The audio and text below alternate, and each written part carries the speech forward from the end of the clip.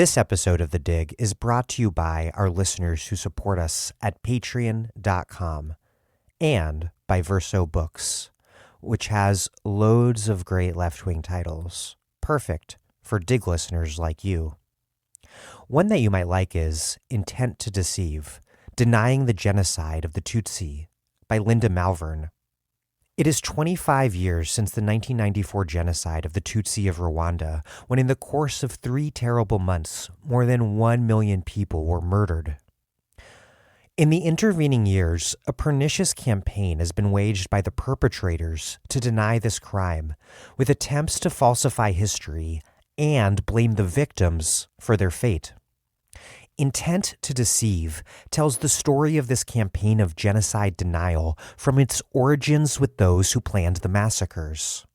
With unprecedented access to government archives, including in Rwanda, Linda Malvern explains how, from the moment the killers seized the power of the state, they determined to distort the reality of events.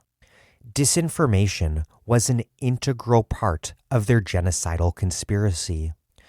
These masters of deceit have found new and receptive audiences and have fooled gullible journalists and unwary academics. The book is a testament to the survivors who still live the horrors of the past. This is a call for justice that remains perpetually delayed. Intent to Deceive, Denying the Genocide of the Tutsi by Linda Malvern, out now from Verso Books.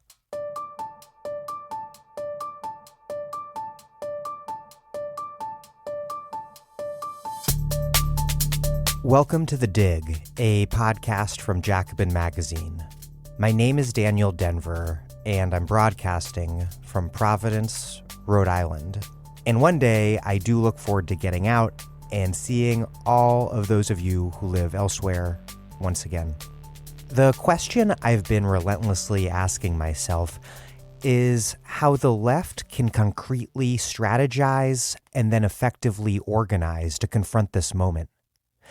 I imagine you've been asking much of the same.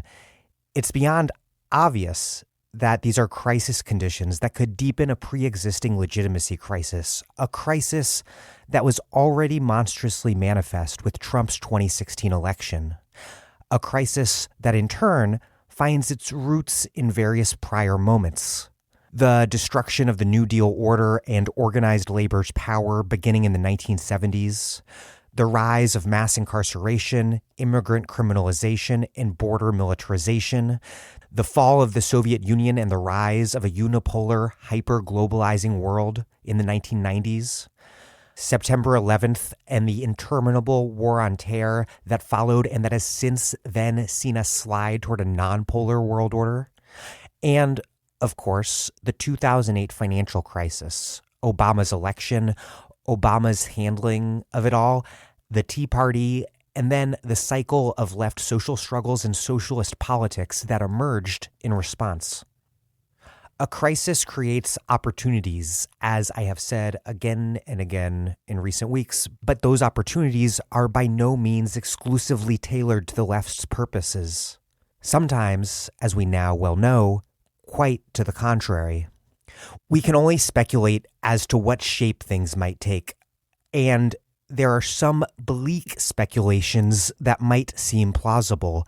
A matrix-like reality for the middle and professional classes, sustained in their socially isolated work-live-play tubes by an Amazon that has amassed war-state monopoly powers, exploiting a working class consigned to the outside world, exposed to viral lethality.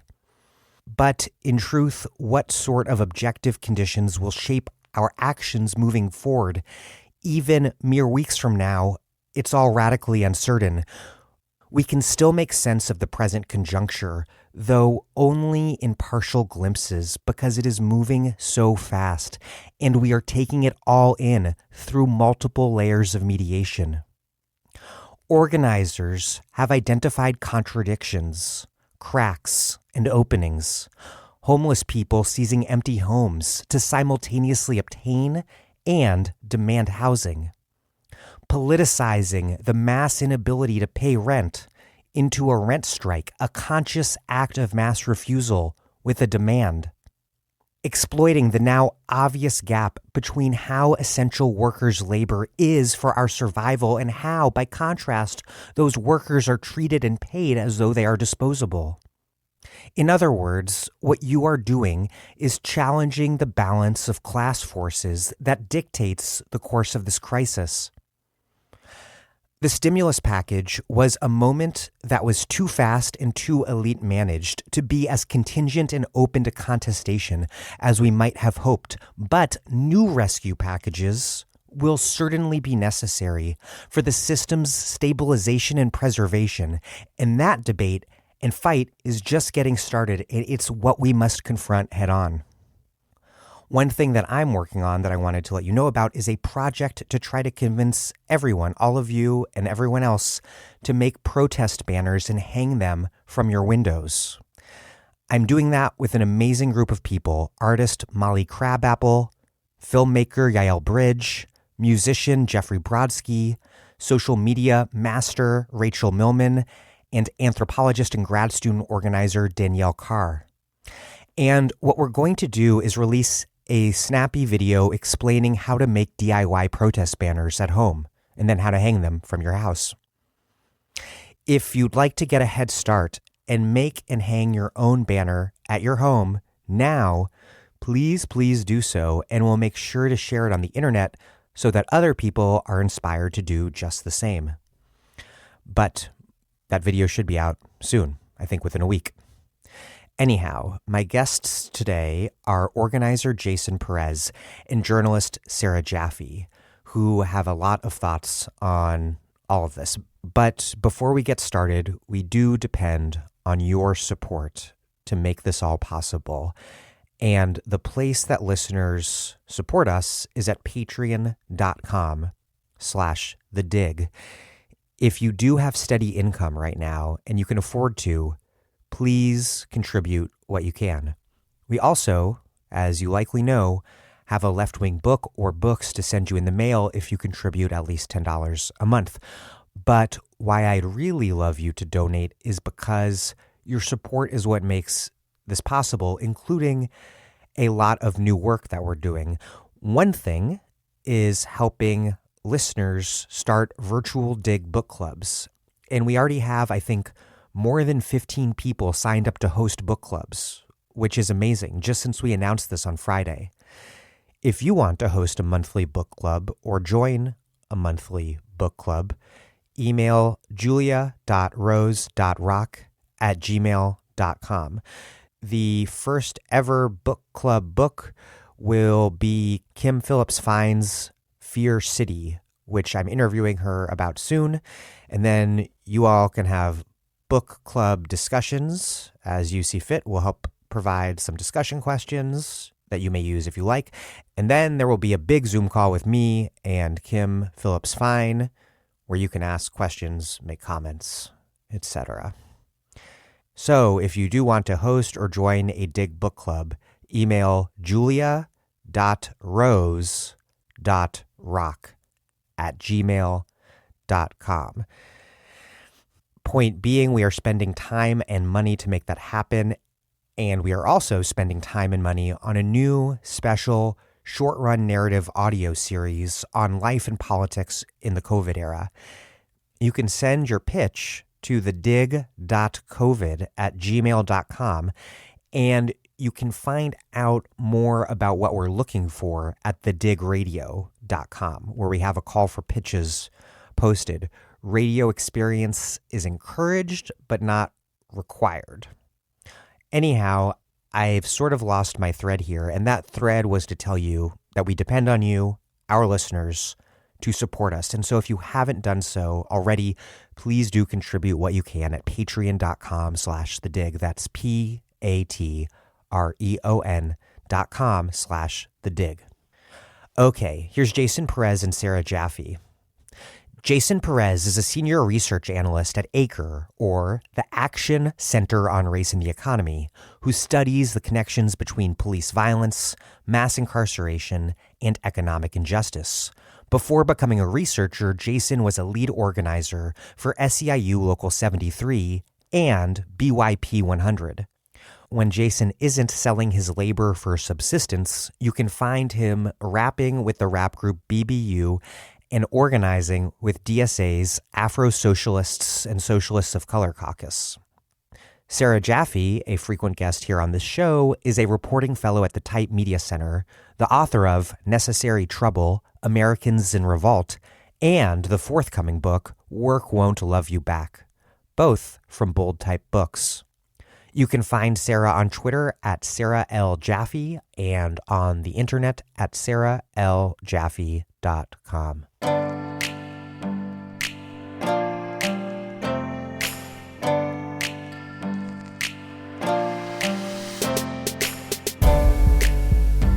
Sarah Jaffe and Jasson Perez, welcome to The Dig. Thank you for having me. And Sarah, welcome back. Hello. Am I ahead of Aziz Rana yet? I'll have to count. It's a close. You, Aziz, and Naomi. It's close. It's close. There is a ton to talk about in terms of concrete organizing work and strategies and tactics, but I want to start just by talking about the bigger picture, which is a really deeply confusing one. Obviously, we have the coronavirus crisis, which began to fully descend upon us right as the presidential race shifted from Bernie to Biden around Super Tuesday. And of course, beyond that, we're 4 years into Trump, 4 years into DSA's explosive growth, maybe about 2 years or so into Sunrise's emergence, all in the wake of this major cycle of social struggles comprising Occupy, the Obama-era anti-deportation campaign, Black Lives Matter, and Standing Rock.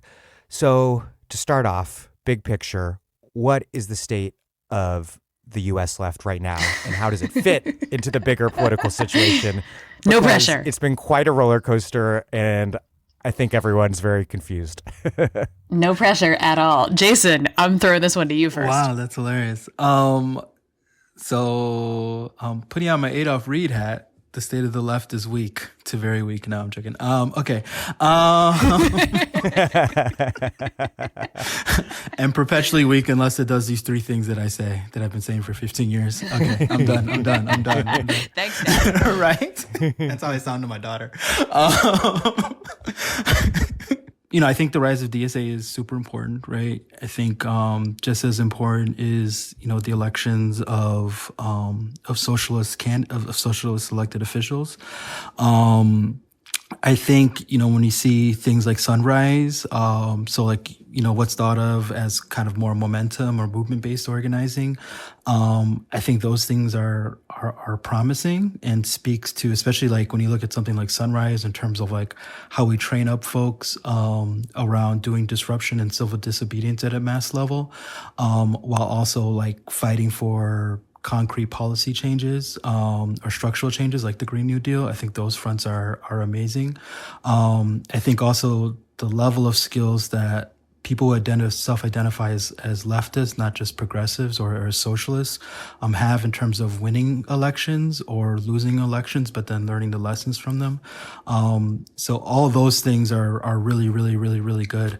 I think, though, at the level of labor, even though we see, I think, a lot of visible campaigns, even in red states, and a lot of visible striking, I still believe, the state of labor and labor organizing is relatively weak to the amount of organizing we need in order to get the kind of change that we want at this point. Sarah? Yeah, I would say I would agree with all of that. I would just add that, because we're talking about stimulus bills, we're talking about demands to be made on the state in this crisis, because that's what we need in a moment of massive economic disruption, to say nothing of the healthcare crisis that this actually is state action. Looking at where we were in 2008 versus now, the world is totally different.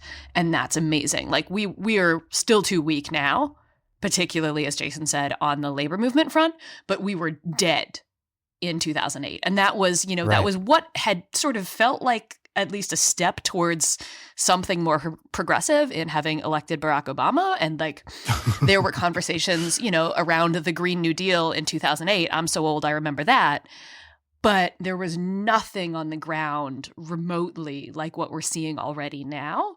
And there were no sort of networks connecting different movements and different organizations and different groups the way that there have been now since then. And so while it's still, we need more of everything right now, yesterday, 3 weeks ago, I also think that it's really important to look at the way that the organizing that's happening now, the mutual aid that's happening now, is happening along the lines of networks that have been built over the last decade plus of movement organizing and movement growth.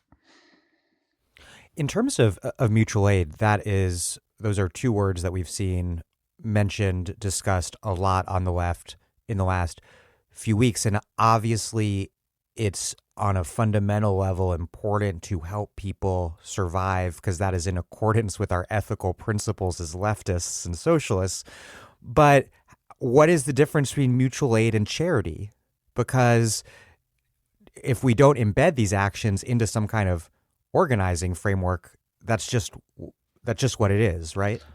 Yeah, I mean, I think there's a history of mutual aid being like that leads to then, stronger, more sustained direct action and social movement building. So, think of the Panthers and the free breakfast program, and then how it eventually led to just the basic assumption that we have now where public schools have free breakfast and free lunch. And before then, that wasn't necessarily the norm in most places. So I think there's always the potential it can lead to that, but you have to have like a political program and an organizing program for that. And then I also just would connect it to, how you move from the line of making sure that it's not just charity, but actually like radical or militant mutual aid is looking at the examples of ACT UP. So like a lot of the work that preceded ACT UP and what led to ACT UP in terms of, its anti-AIDS activism came from mutual aid networks of literally having to care for dying people. And so I think when we pull from those examples and those traditions, then I think we can move to a place where it's not just not just charity, but I think, we always have to be explicit that we have to be organizing for a challenge of state power and corporations, and not just assume that mutual aid in and of itself then allows us to create like a parallel space that doesn't need to be involved with state power and corporations. Yeah, I think one of the things I keep referring back to is that like the Black Panthers programs were survival pending revolution, right? Like that was very, very clear that was what it was. And in thinking about charity, I spent a lot of time thinking about this around and sort of after Occupy Sandy in New York, because like, some Occupy Sandy organizers would say to me like, yeah, we ended up doing a shitload of charity and that's fine. Like people were dying. Yeah. And you could not sort of show up on their doorstep and say, we'll give you this, but only if you come to an organizing meeting. Like that's never an acceptable way to do it. That's shitty. Right. Right. And that's certainly not now. But one of the things that you do in those moments is you build trust and you build, again, networks that you can then activate. So if you are going to your neighbor's door right now, like I live in Philadelphia, if I'm going to my neighbor's door and saying, hey, I'm going to the grocery store, can I pick stuff up for you? Can I walk your dog so that you don't have to go outside? Like whatever it is, you're building trust with that person for later, bigger steps. And so that's important. I think one of the differences, and I'm thinking about this because the book that I just turned in a first draft of has a chapter on sort of nonprofit organizations and labor in nonprofit organizations. And so one of the things that I'm thinking about in terms of charity that I spent a lot of time fiddling with for that is the hierarchical structure of charity is like, we have power and we are going to dole out a little bit of things to you. So the powerful are giving you some stuff. Whereas mutual aid is, it got the word gets sort of a bad rap after Occupy, but is horizontally organized. You are not saying like, we have power and we're going to like hand you a few snippets. You're saying like, what can we do for each other? What can we do in this neighborhood together to take care of each other? And you might have skills and knowledge that the other person doesn't have, right? Like the New York State Nurses Association did a ton of volunteer work during Sandy, and the nurses obviously have medical knowledge that like your average person doesn't. but they're not coming to your door in the way that like the church or like the Samaritan's Purse people who are setting up a tent in Central Park, right?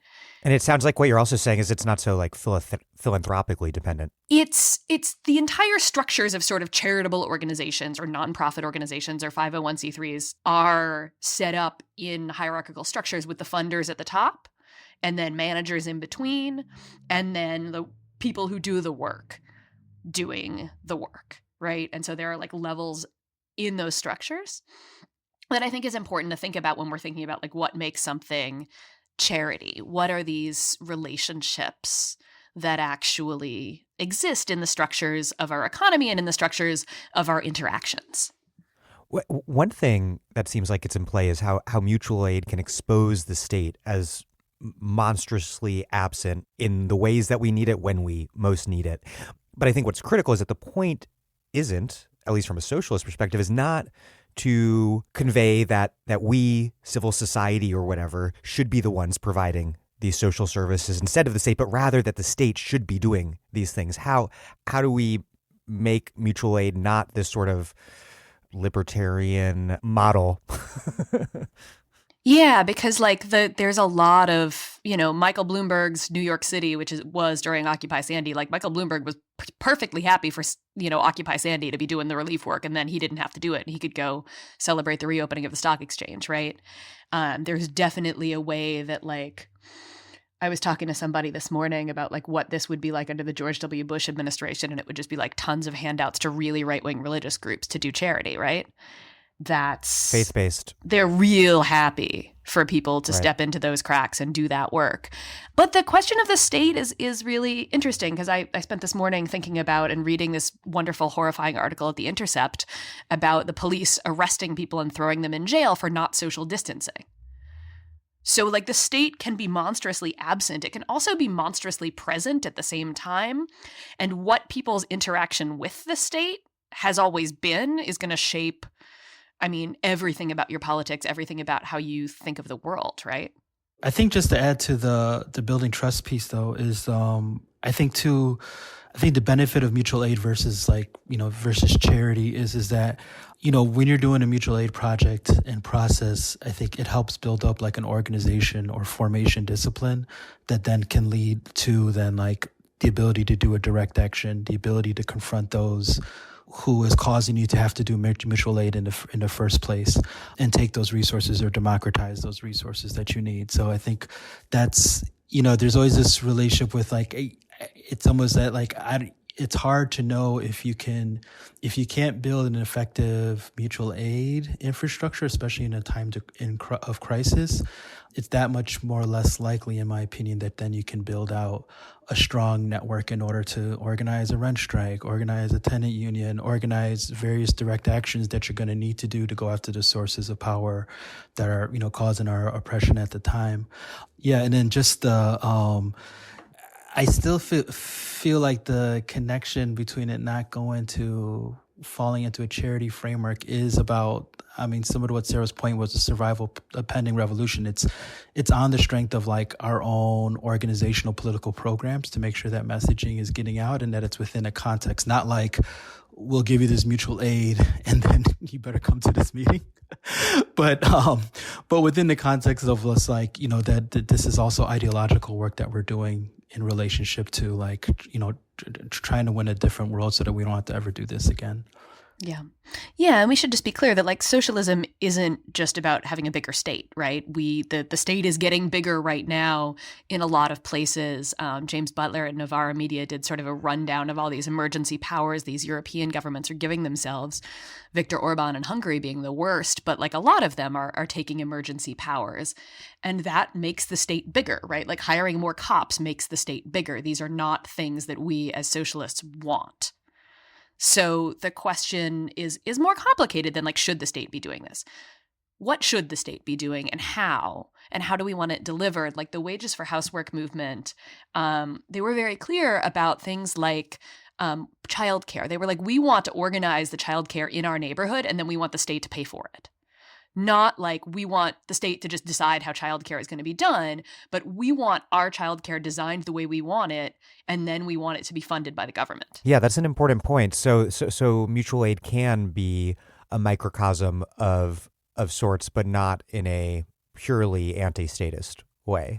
Right. But in a complexly state critical way. And it can lead to like, I think the idea of like democratizing the state. So, I mean, at least for me, the distinction I always put is like, there's state and then there's government. State is the thing that has a monopoly on power and force. And then government is the thing that like we actually democratically control. And there is no monopoly on force, just, quote unquote, democratic consent. And that, like our goal is to democratize the state until it represents, a government of working class people. But then our mutual aid, I guess I don't want to romanticize mutual aid too much, I think that it's super important. It's fundamental, but it's partially a stopgap until we, create the political structure and economic structure that we want, which is one that's democratically owned and controlled, by the working class. Well, more concretely, what are you all hearing in terms of successful or interesting mutual aid organizing efforts around the country or world? I think successful is such an interesting word to attach to that. I'm being all English major here, I know, but successful. I think people are building networks in their communities. I know, again, I'm in the People's Republic of West Philly. Dan, I know you miss it here. People's Republic of West Philly. Oh my God. Every day. I love it. And there's a lot of lefties around here. There's a lot of organizing around here on a normal day. So there's a lot of movement along those networks where people are taking care of each other. And then just sort of basics, like our neighbors check in and are like, all right, I'm going to the store. Do you need anything? A lot more than normal. And whatever normal even means anymore. So like thinking about that, like, I don't know how to say like what's successful because like there's no end point. Right. It's we're building things sort of slowly and strongly. It's harder to say that like a mutual aid project has a success the same way as like the Instacart workers went on strike and now Instacart is going to give them safety kits. Like that's a success. I guess I mean moving beyond the Google Doc and actually delivering the goods. Yeah, I mean, I think in Chicago, obviously I'm biased. I think has had a good example of like mutual aid networks, like actually being able to help people out in terms of like just basics like grocery shopping, rent relief, all this that type of work. But then also it attached to like the socialist aldermen that we have in Chicago. Like Alderman Rosanna Rodriguez has been able to like really make sure the power of her office is connected to making sure those efforts are supported while not claiming the credit of of that mutual aid work, but then also pivoting to a thing of saying, to the powers that be, at least in the city of Chicago, like the mayor's office and other aldermen who don't necessarily want to do their work, that, hey, our government should be providing this and should be supporting this, and we need to like transition to that also. So I feel like that's like I feel like some of the stuff that Chicago is doing is like a good example of like how to work, like outside of the system, but then also within the system and still pressing these demands on government to do better. Yeah. I'm really obsessed with the Reclaim Our Homes actions in Los Angeles, where you have homeless families who have been parts of housing organizing networks for a while now, moving into these vacant homes that are owned by the California Department of Transportation because they took them over through under sort of threat of eminent domain. They bought them cheap years ago when they were going to expand the highway out there. And so these homes are sitting vacant that are literally owned by the state. And so people were like, you know what? We can't be homeless in this crisis. We can't socially distance without somewhere to live. You can't, stay at home without a home. So they moved into those. And that is an action that is mutual aid in terms of like, we are moving into a house with the support of neighbors, with the support of our organizing networks, but also making a very explicit demand on the state because the state literally owns the house. And being like, are you going to, and almost like a dare to the state, right? Like, we dare you to kick us out right now. Which is great. Tactically is like, that's genius. That's just like the best thing that you can, Yeah, I love it. We need more of that, like, nationwide.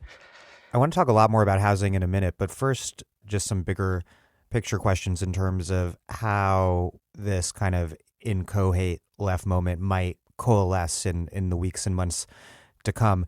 In a recent essay at Waging Nonviolence, Paul Engler writes, quote, "Right now, lots of people are formulating action plans and policy demands, focusing on how the government should respond or measures that elected officials might pass by way of emergency response. What's missing is a platform and vision for mass participation, a means through which people can join in and collectively take part in a movement to create the type of just response our society needs." What do you make of this part of Engler's argument, and what might a platform and vision for mass participation look like? How might it take shape, and where does that platform and vision fit into what we would hope might be a movement? Yeah, I mean, I know just in conversations with other organizers, I think we've been feeling that sentiment of like, these are great demands and obviously way better demands than what were coming up in 2008.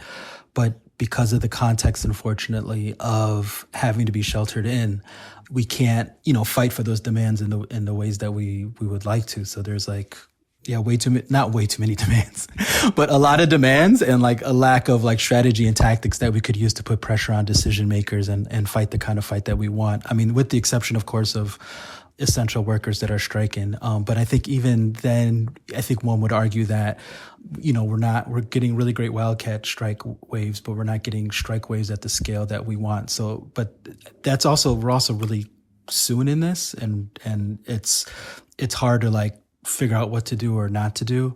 In terms of the mass participation part, I feel that 110%. And I do feel like it's interesting that the right wing has already found, I mean, it's because they're also going after lower level targets, but the right wing has found a way to like go into like, Black and people of color Zoom like presentations and then say a bunch of racist shit, so,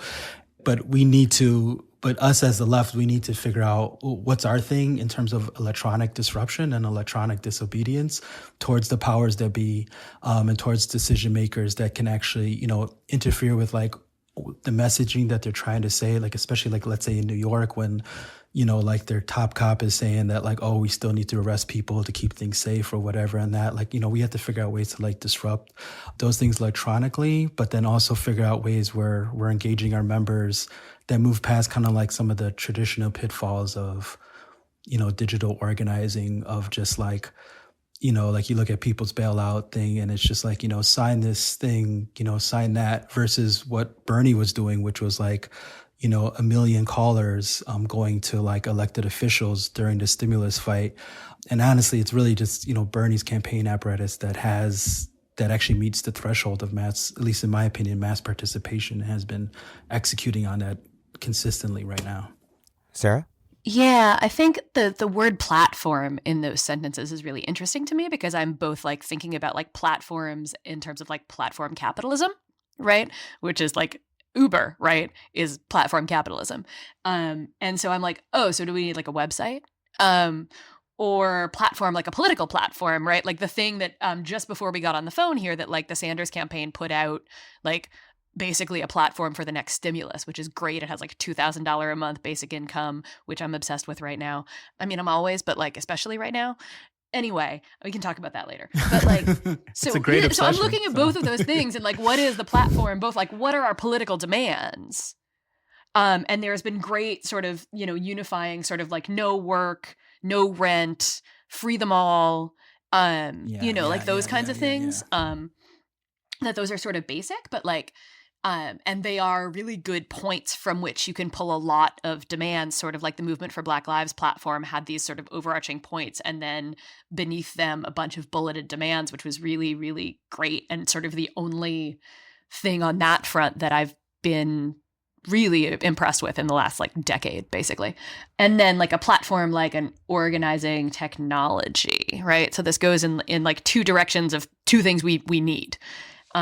And the question of like electronic disobedience, right? Because as Jasson was saying, it's a lot easier to do that when like you're just being a dick. But like, I mean, but to be serious, like there are people on the left who think that being a dick to near attendant on Twitter is activism. Oh, wow. And I'm sorry, it's not. Wow, shots fired. Oof. Big I'm topic sorry. time. Like, and I'm not crying about Neera Tanden, and I'm never going to cry about Neera Tanden. Wow, you're defending Neera think she Tanden? probably deserves every mean tweet, but like also That's not sending snake emojis to Elizabeth Warren supporters is not organizing.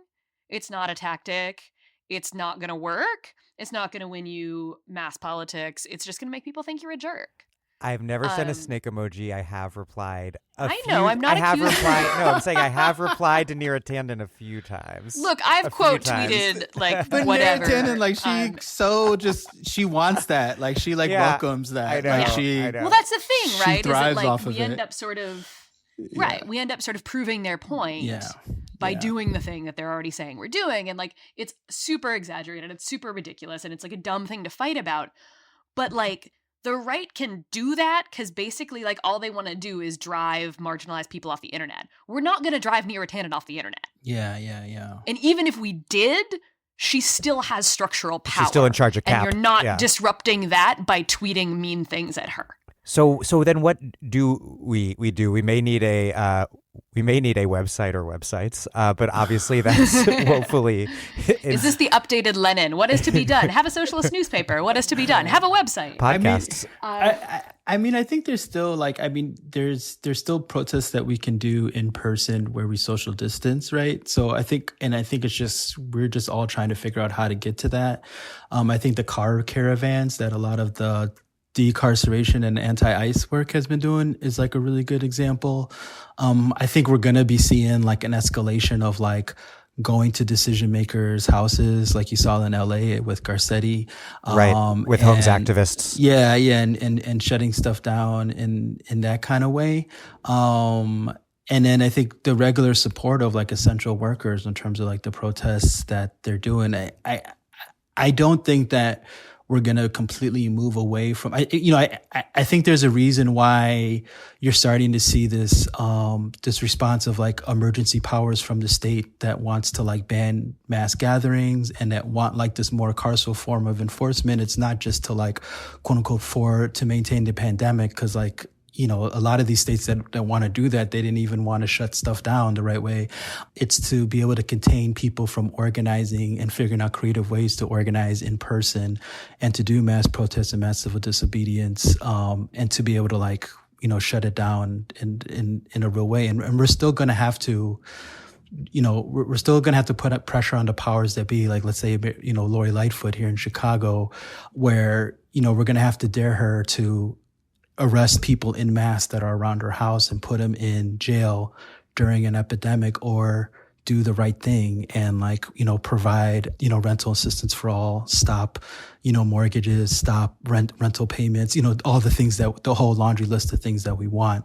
And we're still going to have to like do that type of work in person and dramatize those moments in person so that it forces, the political question for people. Yeah. Mike Davis was emphatic about this when I spoke to him recently, that we can't cede the streets, with an asterisk. Sometimes we need to, like, but, the good news is that the bar for good turnout at a protest is low. Right. Right. Put people first. But also like social distancing. So I was just thinking of when I was in LA for the teachers' strike last year, one of the most amazing actions was actually a line just along this one street that had 3 schools on it, like within a mile. And so the parents and the students from these schools organized this themselves, this solidarity line where they just stood along the street, single file, between these 3 schools. And imagine that, but 6 feet apart. Right? Or there was another day in LA where they just had people on like every corner, and I was driving from one school to the other. And so every corner you would just come to like another bunch of people. So imagine, I think Mike Davis said this to you, Dan, right? That like there's one person on every corner with a sign. Yeah. But it's the same sign. Right. Right? So you have that organized, like every block in West Philly, right? If you're along Baltimore Avenue, because I know Dan and I know this anyway. I don't know how much time you spent in West Philly, Jason, but when this is over, you should come visit. The closest I came to West Philly is reading Oppose, Propose. And like the history of like the co-op movement, I guess, inside of Philly. There's a huge cooperative house movement that still has houses that are, heirs to that movement. Yeah. And Mariposa Food Co-op still. Yeah. There was a book, there was a little booklet or maybe a long article written in like the Journal of Anarchist Studies, I think it's called, like a decade ago about That's that. great. FYI for listeners who want to go into deep West Philly history. Nice. Yeah. Before But socialism, think about this too, anarchism like was cool. what institutions are we going to build in this moment out of the mutual aid that will be around, right? Like what does that look Yeah. like? In Philly, it was But yeah, Movement like, for a I New think- Society, FYI. That's the name of the group. Yeah. Okay. Go ahead. But yeah, so there's two things that we have a lot of power to do right now. One is not do things, right? Like going into work, call in sick, y'all. Tell your boss you've got coronavirus. We don't have enough tests. They can't prove you don't. I am not kidding at all. We do not have testing ramped up anywhere near where we need to in this country. You cannot get a test. If you call and ask for one, they're going to tell you to just stay home. So stay home. I think one thing that I haven't been seeing in our demands is like, universal testing and tracing. I just feel like we've all, I'm even thinking about some of my own calls and I haven't brought up stuff like that. And yeah. It's hard, right? Because like one of the things that like the British government is talking about is like once they get the sort of antibody testing up so that they can test to see if you've had the disease and have the antibodies in your system, that then they can issue sort of a passport that like lets you out. Oh my God. And like you can envision that God. being so God. That's bad, so scary. right? That's terrible. I did want to point out and shout out an action in Philly put on by Put People First PA, which was an actual in-person human protest with social distance demanding that Hahnemann Hospital, which was closed, I think last year it was, over major protests, be reopened. The California business guy who owns the building, Joel Friedman, is demanding an exorbitant amount of money to let the city use the space. But according to the Enquirer report on it, quote, there were just 10 people there, all wearing masks and gloves and standing at least 8 feet away from each other. Yeah. And so I went today to go, in fact, let's be real, I went to New Jersey to buy wine because the state liquor stores are closed in Pennsylvania That's right outrageous. Wait, and they're on my way closed back, because of the the state of Pennsylvania owns the liquor stores, most of them, and so you can get wine from like a couple of grocery stores that have a special license, or you can go to New Jersey. I'm sorry, So that I is went to New Jersey bullshit, with a great little because wine store that liquor put it stores in the are trunk an of my essential car. service, and I'm only like 5% joking about that. No, it's not a joke. No, It's not at a all. joke. Wow. A, my mental health, and B, like people who are actually alcoholics, who are physically dependent. Yeah, no, it's real. So it's not that you can't, but like, anyway, whatever. So I went to New Jersey and then I came back and I was driving down the highway in the middle of the city where there are all these overpasses. And there were these wonderful banners that were hanging off those overpasses saying, free Hahnemann. And then one was like billionaires, something, what side are you on? And like banner drops are another wonderful social distanced action, right? Like you need one person and they make great social media.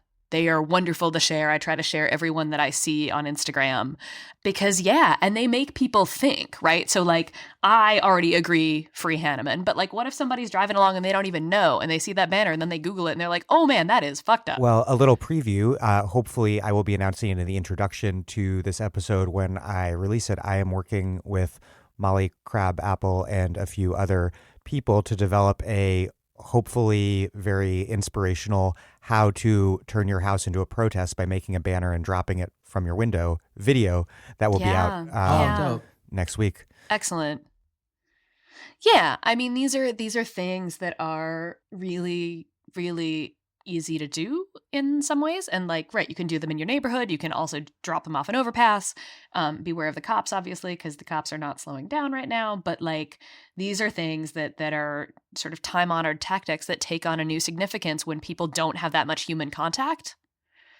The human contact that we do have is becoming like much more meaningful right now, and I think we need to like think really hard about that. You know, like the people that I interact with right now, it was really weird because I live with 2 women. And we had an electrical problem in our apartment. So some guys came over to fix it. And I was like, oh my God, I haven't seen a man in 3 weeks. It was really strange. But like, you know, so every interaction that we're having right now with other humans like feels much more loaded. I was just talking to a pharmacist from West Virginia who's saying that like, you know, he's got clients who normally just come in and get their medicine and say, hey, and then leave, who now like they want to stand and talk. Because it's like the only time they've been out of their house all week. And especially like elderly people, they're standing like 6 feet away, but they really want to talk. And so those interactions are like suddenly have a lot more power than maybe, you know, when you were seeing 20 people in your average day. I mean, I think there is a role for like calling your mayor, calling your alderperson, your council person, Yes. calling your thing and doing it. And then also expropriating from labor unions. No, I'm joking. But like working with labor unions, like for like their call-in dialers so that like we can do it in mass and organizing our people for that. But then, and then I think another level too is that, you know, making sure, and most community organizations, most labor organizations know like who elected officials like funders are, and like doing actions on those people, or people in private equity, things like that, that own hospitals, own the things, the goods and services that we need to get through this crisis, and doing like, you know, doing call-ins, doing mailers, doing things like that, and also escalating up to like in-person actions. And this is a time when we can do it at mass and scale. Unfortunately, right now, not unfortunately, fortunately, and thank goodness, like that he's still in the race. Bernie seems to be the only one that's kind of trying to get everyone in that direction, doing that right now. Jasson, I know you read this Twitter thread. I don't know if you've subjected yourself to it, Sarah, but it's something I've been thinking a lot, unsurprisingly, is what the Bernie campaign should be up to. And I think that Bernie's doing a great job leading at the top with his message. And it's great that he's using his list to raise money for good groups that urgently need it. And I haven't read this new proposal out for the next round of stimulus yet, but that sounds good. But what I really want to see happen, and what's kind of like killing me right now, is that the campaign infrastructure is sort of lying there dormant. And I'm not, when it could, and I think should, be retooled and reactivated for the moment, both to collect delegates for the DNC, of course, but also around these movement demands, hopefully behind that proposal for stimulus and for locally tailored state level demands. Because I'm part of Rhode Island's volunteer campaign leadership corps, and it's all volunteer. Like, we've had staff through to do, you know, certain things around, you know, getting Bernie on the like ballot access stuff for signatures and delegate selection and stuff like that. But it's been all volunteer leadership here, and we're sort of adrift at the moment. And I imagine the same is true for volunteer leaders, Bernie campaign leaders in other states nationwide. And if the national Bernie campaign took the lead in reactivating volunteer leadership at the state level, we, speaking for Rhode Island, and I presume this would be similar in other states, we in turn could organize our own volunteer bases, which are pretty sizable. And that could happen nationwide, including in states like California that have already voted. And that would be so cool, because I doubt any presidential campaign has ever reactivated a campaign infrastructure in a state that's already voted. But that could be very powerful. I don't know. Am I crazy? What do you both think? So I don't know how much this has been talked about yet, but my sources on the campaign have told me that one of the things they are doing is using the infrastructure that they have and the donation data that they have that identifies people's employers to actually put workers at some of these big employers in touch with each other, so that they can actually do labor organizing at like Walmart, Amazon, CVS, Whole Foods. That's very cool. And connected them with other organizing that's going on. So that, yeah, I think that that's one of the things that builds off of the really smart labor organizing that we saw in places like California, but also in Iowa, that was identifying workers by industry. And I like, this is the thing that I liked the best about the campaign this time around, because I think it was really smart in terms of like understanding the recomposition of the working class, which is my number one obsession. Y'all know me, but like it's a understanding that like the working class is not just like white dudes in, you know, Ohio, Michigan, and Indiana, but the working class is like Black and Latino workers in Chicago and in, you know, the cities in Iowa, and also like the workers who are in those factories, who are largely migrants in Iowa, right? That was the hog farm, right? It was a slaughterhouse, I think. Plant. Yeah. Processing plant. Great. That I know at least one listener of The Dig who may be listening right now worked on. Dom, get it you thing. Shout out. Oh, awesome. Yeah. Right. So this kind of deep organizing in like specific immigrant communities that builds on like the work that organizations like the Awood Center in Minneapolis that has had such success with the Amazon workers, East African immigrant Amazon workers who first got Amazon to the bargaining table because they were being denied their prayer time. So this kind of like understanding of like where people work, how people work, what are their needs that aren't just like bread and butter, but are all sorts of different cultural, emotional, in this moment, healthcare, all of that. So I think that that's really interesting. The other thing I would caution against is like Bernie is not our daddy, and we're not going to be able to look to him to lead everything. And so I say that having given all the compliments to the campaign that I just did, and hoping that there's some sort of miracle and Joe Biden loses all these next primaries, including the one at Wisconsin that's about to go off in person and kill people. Wow. But I think we really, really need to stop thinking that the solution in this moment is just to Bernie harder. Yeah, no, I do think the Bernie part, though, in terms of, actual organizational infrastructure and who has it and who does it right now is an important question or idea that we should be thinking of. I really do, from what I understand, and maybe I'm, being too biased here, from my understanding is that like the campaign was the only one really doing dialers that were calling elected officials during the stimulus fight. And that coupled with Bernie's speech was the thing that really like pushed the thing over, and like having like about 1 million people call into different elected officials, which I do think it's a good question of like, hey, cause obviously I've been getting my texts from them and, in terms of supporting workers and things like that. But like, having that infrastructure then pointed at like state and local issues and the next stimulus that's to come, I think that would be helpful in terms of the work that we do, unless, magically labor and other groups come together and start doing that kind of work themselves, which I don't see doing, and I'm all for like other like organizations filling that space. And I think for sure DSA can do that. I think we're still more on a little bit of a mutual aid footing right now. And I think we're shifting to how do we go after the state and hold elected officials accountable. But I still feel like that if you say you're a social movement campaign, which is what the Sanders campaigns, said it was, and in relation to all the other campaigns, then I think in a time like this, then which I feel like Sanders has been doing, and it takes a while for like campaigns to do it, so that's fine too. You do need to move to a social movement footing to respond to this crisis, and in many ways, at least for myself, I don't see stimulus 4 going different, and like the government's response to it at the federal level, especially going different, unless we have something unless we have an organization capacity at the scale of as the Sanders campaign. And this is me talking in terms of the campaign itself, not the deifying of Sanders, per se. Yeah. Go ahead.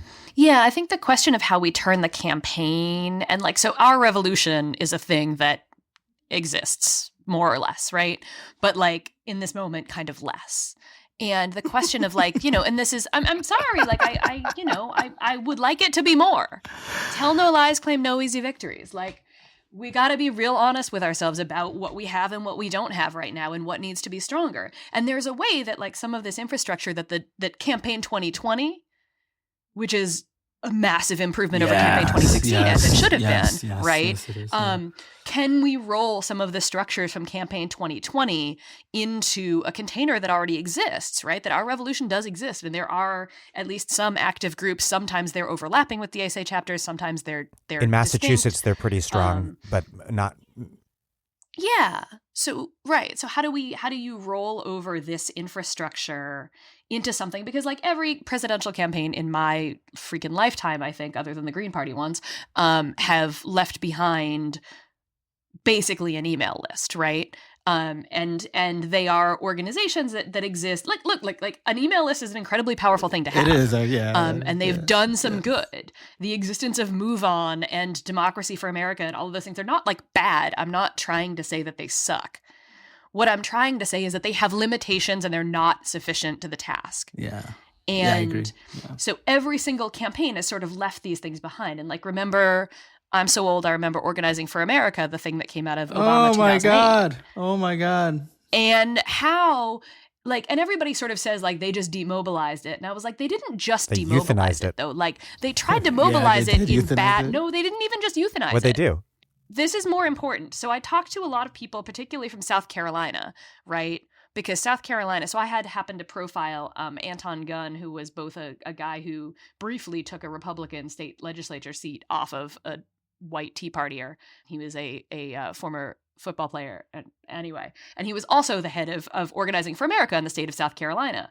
And so like they had a thing. They had an infrastructure. They did have it. During the healthcare fight, do you know what they wanted them to do? Call Republicans. Oh, gross. Gross. What is the point of calling Republicans? Because they're Democrats, right? And that's how they think. So it's like it's not useful to just say like they demobilized them. What they did was they were strategically stupid in terms of how they tried to mobilize them. And then that effectively demobilized people because they were like, we are being told to do a thing that is dumb. I remember talking to a woman from California, same thing. They were like, they wouldn't let us pressure these waiver. Remember Bart Stupak? Yeah, the abortion, Michigan right? anti-choice Democrat. The way that they were going to, exactly. So Bart Stupak and his buddies were going to hold up the whole damn healthcare bill because they didn't want federal money to pay for abortions.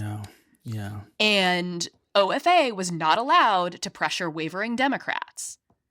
Which is pointless then. Yeah. When I'm talking about these things, like I'm not talking about them because I'm just like, ooh, shots fired. I'm like, because I've spent the last decade plus looking at how they work.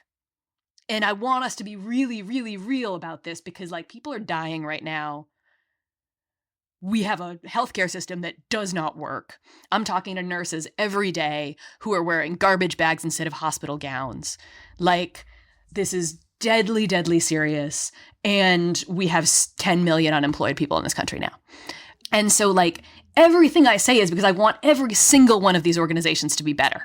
Well, in terms of what organizations might play what role beyond the Sanders campaign, I want to read another quote from the Engler article. He writes, quote, "A social movement response to major trigger events often emerges from unexpected places. Major structure-based organizations have infrastructure and resources that seem like they would make them natural candidates for rallying the wider public into a response. However, they also face institutional limitations that prevent them from scaling their efforts to meet the enormity of the challenge. Groups like labor unions are commonly preoccupied with responding to how the crisis is affecting their own membership, ... Meanwhile, politicians and leading advocacy organizations are often focused on the details of the inside game, carefully monitoring and attempting to use insider leverage to influence the policies that are being debated at the local, state, and federal levels. This is an important role, but it does not address the vacuum that exists in terms of mobilizing large numbers of people to change what are perceived as a needed and possible solutions to the crisis. Therefore, it is often scrappy, decentralized, and sometimes ad hoc groups that play vital roles in shaping a social movement response, which more institutionalized organizations can get behind once underway."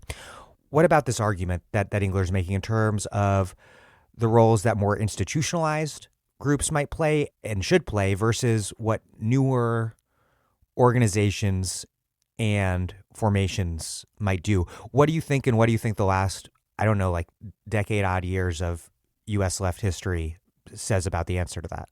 So I think what he's pulling from, obviously, is, I mean, his own analysis, which is always trying to figure out like the relationship between structure-based organizing versus like kind of spontaneous, movement-based organizing. So, what would be considered Occupy or Black Lives Matter movement, and even some of like the more formalized, like we're going to make a spontaneous moment organizations like Sunrise and stuff like that. So, I mean, I think for his analysis, it's spot on. I like his analysis.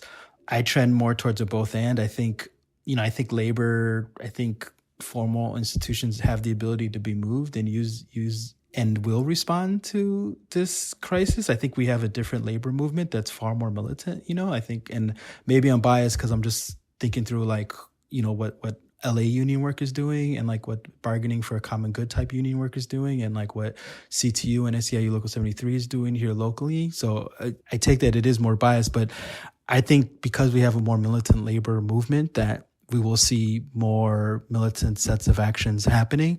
But that's not to discount that we still need informal or spontaneous organizing. And I think DSA does, matter in its context, and that we do have an organization of like 60,000 members, about probably like 30,000 active that actually can be mobilized, that is organizing right now, and that will build out something. So I always take like the spontaneous thing versus the structure-based or more institutional thing as kind of like a certain reading of history versus like actually what happens in times of organizing. Like our goal and what we should be and what I think we're trying to fight for is like, we have people who are elected officials that are actually socialist and radical.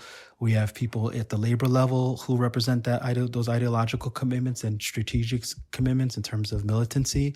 But then, and that those groups of people then will support the spontaneous work that happens on the ground. But we also, I think we shouldn't necessarily look towards spontaneous things to happen, even the things that we usually interpret as spontaneous, like let's say some of the Amazon work, some of the strikes going on is actually like networks that, like what Sarah was talking about in terms of connections to Bernie or connections to Athena or connections to other types of organizing that's happening that might not be formal big labor, but is still occurring. And so, yeah. Yeah, in terms of the both and, which I think is important, like ideally we would want something, if we do see a protest upsurge, God willing, like what we saw with Occupy, to have that kind of mass energy take place at a moment when we have institutions like DSA.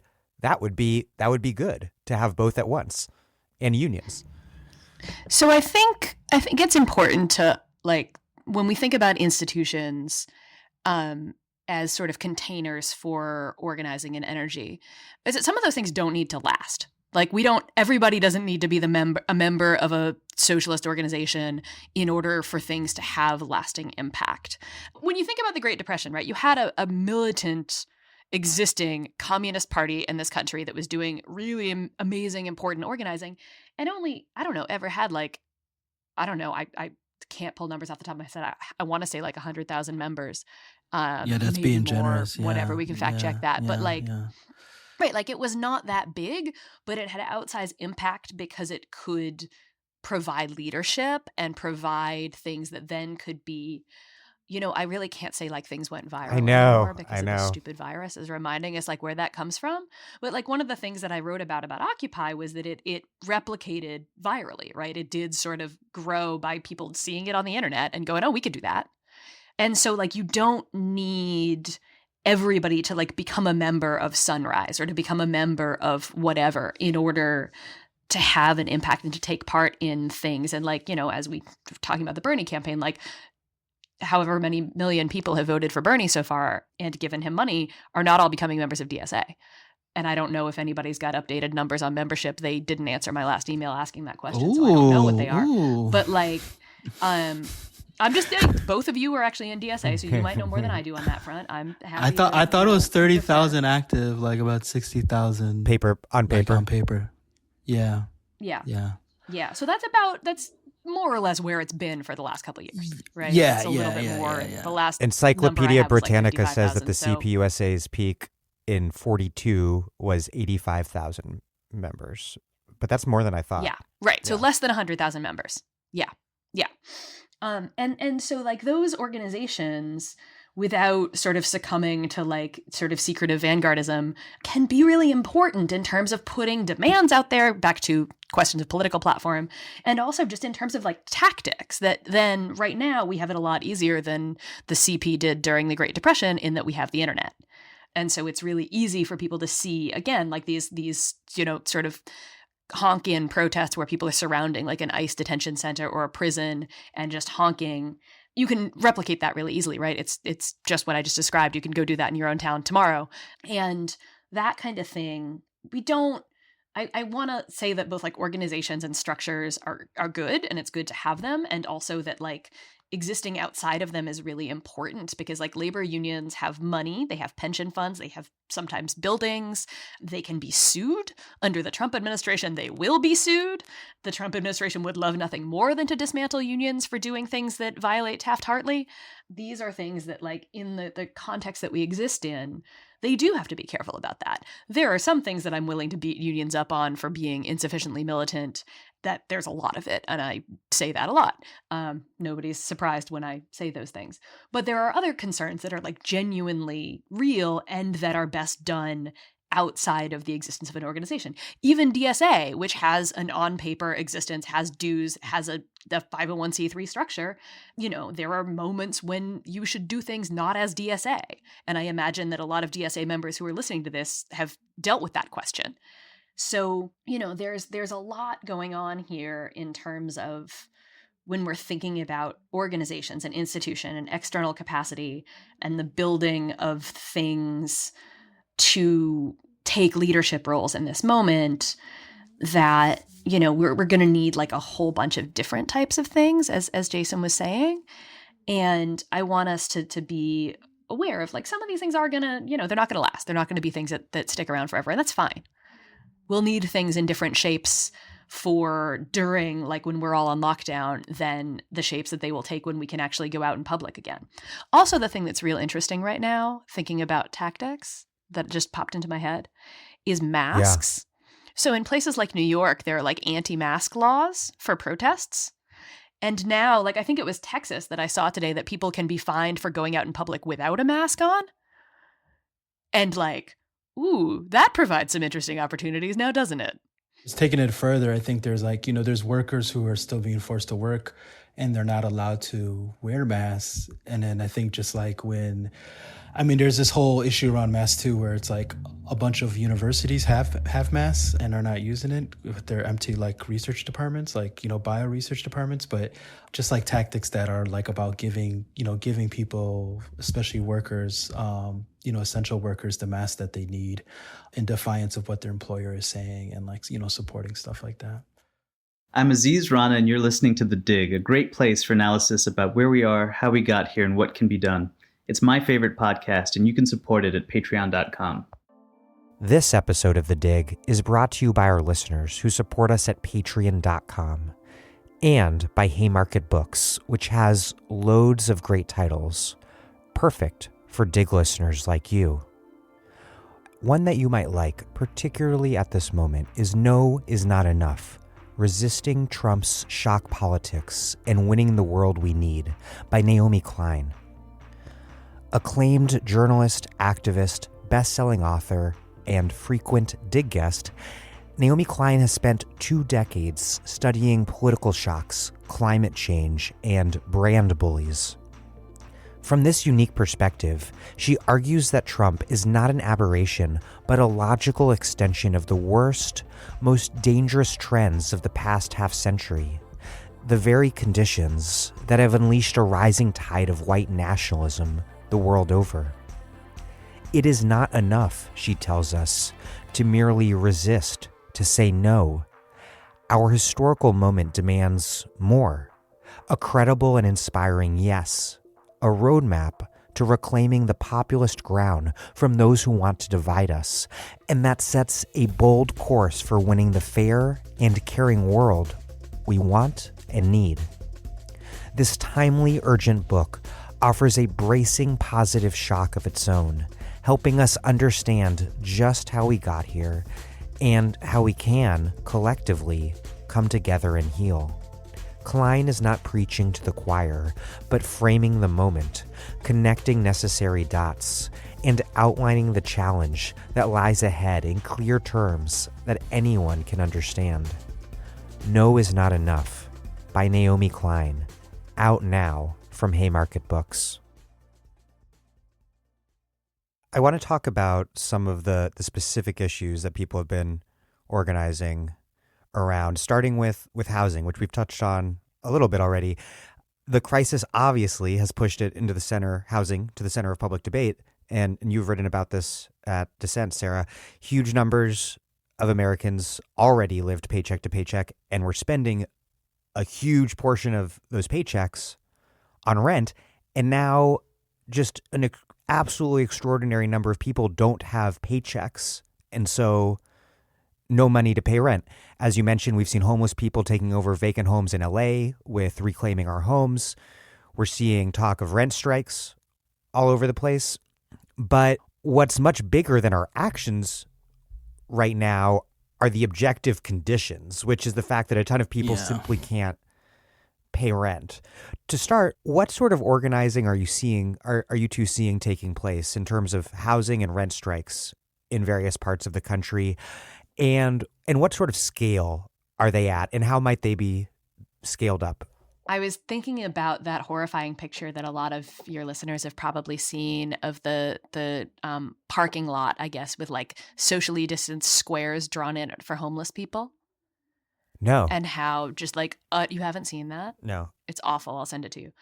For like homeless people to like sleep in this like parking lot, but in these squares drawn on the thing, so they are not too close to each other. And like this moment is making things visible in ways that weren't before. But also there are things like, again, Gavin Newsom saying we're just going to put homeless people in hotels, and they're negotiating with hotels. And like even in the UK, right, there was a headline that was just like, we've ended rough sleeping in London. And people are like, oh, word, you could do that? Yeah, why didn't we do that before? And so it's right, exactly. There's this moment of like, there's two things happening, right? One is that like the demands are still not being met and people are in these conditions that were already objectively like inhuman, and then they're getting worse. But then also there are people who are just like doing the thing in this way that like we've said forever, you can't do that. Like it turns out that the US government can just send everybody a $1,200 check. Cool. Now we know you can do that. You can end rough sleeping in London. Cool. We know you can do that now, right? Airbnb is a really interesting one. There was a viral series of tweets from some guy who literally just like looked at Zillow data about all these apartments that were suddenly appearing on as longer term rentals, which had been taken off and been in the short term rental market, otherwise known as Airbnb. And what that was showing about how much of the housing stock Airbnb is actually like taking out. And that is really fascinating. And, I was thinking about that also because I was thinking about all these former Obama administration hacks who have taken all these jobs at these, gig economy companies, these, Silicon Valley, whatever the hell they want to call them, like Jay Carney going on Twitter to like, complain about Amazon workers and getting ratioed to hell. I think, Dan, you were part of that, right? And speaking of whatever, like I said, I support ratioing. I did announce on Twitter just last night that I'm adapting Carney to quarantine by becoming a reply guy, just as a hobby, not as my politics. The reply guys are I have made many jokes about like the reply guy energy of cooped up. Wait, what is the reply guy energy? World. I don't know much about Twitter. Yeah, I didn't even know you were on Twitter Oh until the other day. You're very low key on there. It's just someone who makes a lot of replies. Yeah, they're basically like dudes that hang out, particularly in the mentions of like women, and just reply to like all of your tweets, whether it's like a rhetorical question or whatever. But yeah, so anyway, ratioing Jay Carney is fine. I want to stress it is just not really political activism. But like, so all of these Obama administration guys are working for like Airbnb and Uber and whatchamacallit and GoFundMe. That's one that really makes me mad. Those dudes from Pod Save America that also work for GoFundMe. But this is a moment, right, to point out that like these companies, the harm that these companies are doing, because it's becoming obvious in ways that it wasn't already, because the virus both like has given people more spare time to be reply guys, but also more spare time to sort of pay attention to these things. And also because like the virus is not anyone's fault. Like when people say like the virus is democratic, it affects everybody equally, what they mean is it's no one's fault. Right? It's not your fault if you get coronavirus. It's just a thing that happened because you breathed in the wrong location at the wrong time. Right? And so in a moment where like it's no one's fault that they can get this, we can suddenly have more sympathy for like people who are on Rikers, who are in absolutely just atrocious disease-producing conditions on a daily basis, who are now in these conditions where this virus is spreading. I think Rikers Island Prison in New York is the like densest center of the disease in the country. I wonder why. But you can have more sympathy for these people in this moment because the virus is not anything that they did. In a way that like even, we know because we know the history and because Jasson's already brought up ACT UP that like people blamed people who got AIDS for getting AIDS, right? Because it came about through specific behaviors. And therefore you could be like, well, you shouldn't have been having unprotected sex and you shouldn't have been using or IV you shouldn't drugs. You shouldn't be but gay. The virus just comes from breathing. Is one of the responses. Yeah. Right. Yeah. But the virus just comes from breathing. And it's going to have unequal impacts based on all sorts of intersecting inequalities that we can unpack forever. But like, it's harder to sort of say that it's like your fault if you got sick with something like this. And that makes it easier to sort of make these points.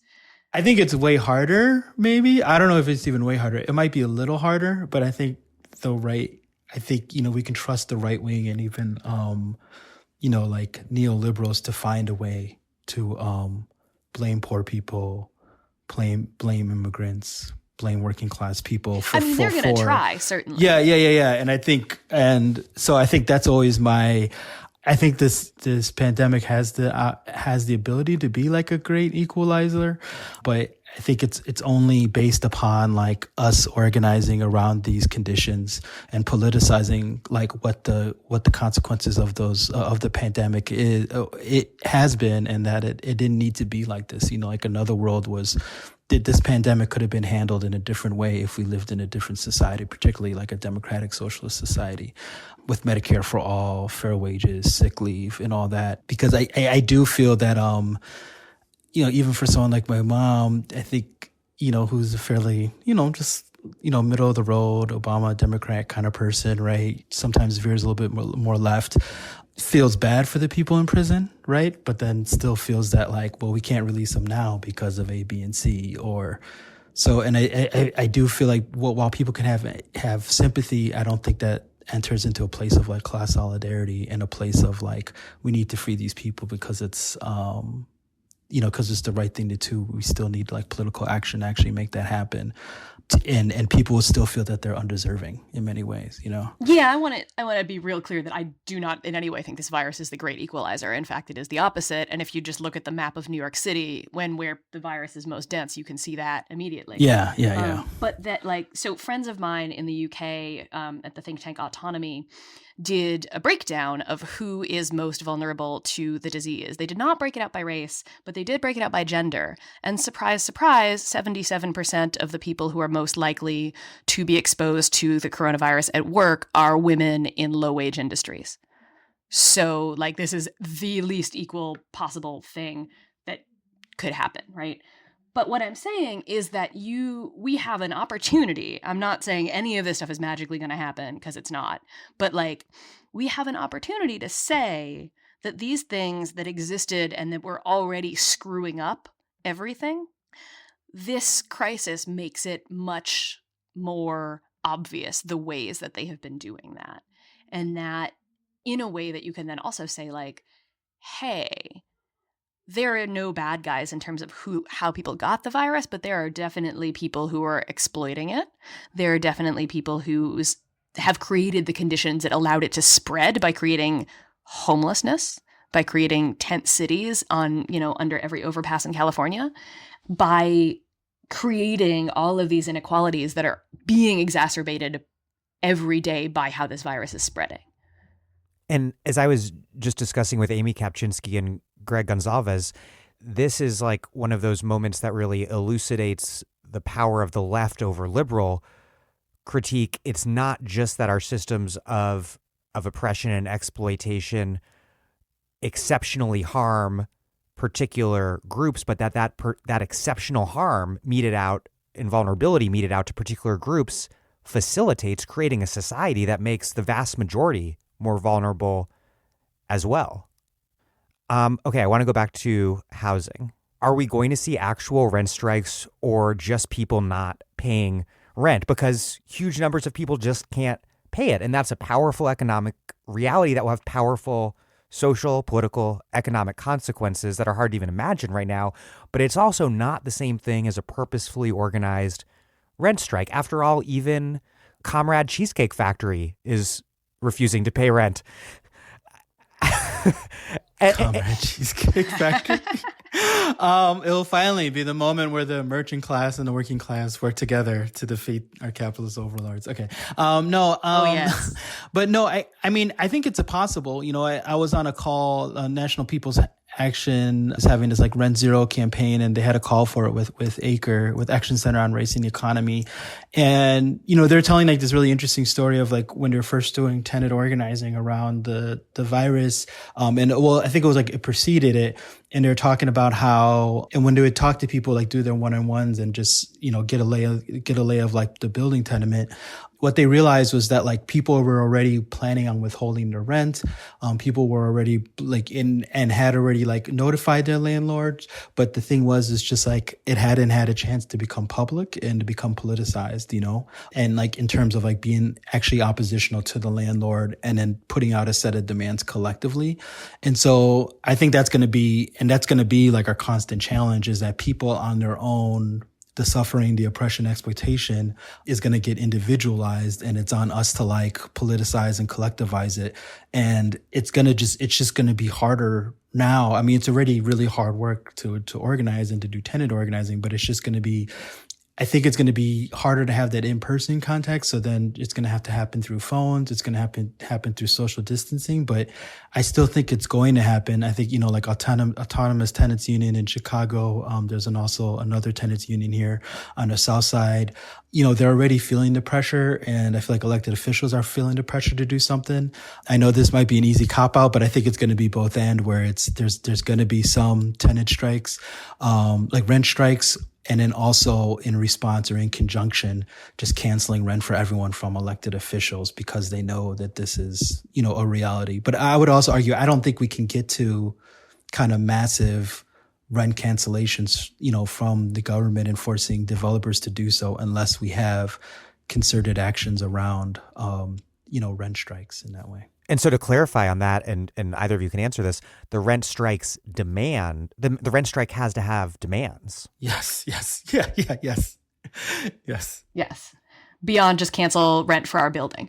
But also, I do think, and we said this in the email conversation we had leading up to this, I think that there is something powerful about having rent strike in the sort of collective consciousness while people are then unable to pay their rent. One, because then it, it can look more purposeful than it is, which is great. We can look like we have more people on rent strike than we do, which is great. I mean, we're laughing, but it's also true, right? It's totally true. So I talked to a guy the other day who works at a Domino's Pizza in West Virginia, and he was already going to call in sick to work and say, I'm not coming in and working in these conditions because he's got a kid who has respiratory problems and he did not want to risk bringing something home to his child, right? So he was already going to call off and refuse to work. And then he saw general strike trending on Twitter.